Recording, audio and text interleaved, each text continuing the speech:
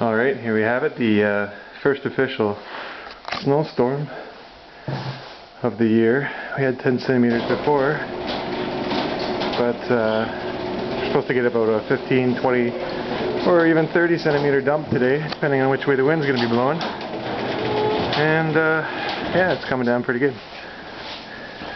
As you can see.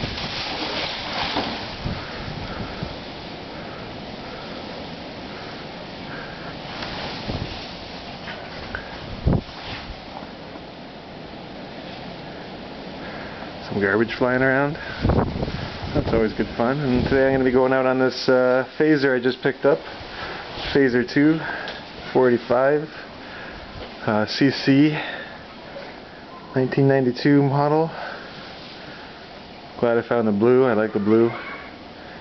And we'll see how she runs today. I haven't took her out yet, but she starts pretty good. She's cold right now, and I'll show you starting it up.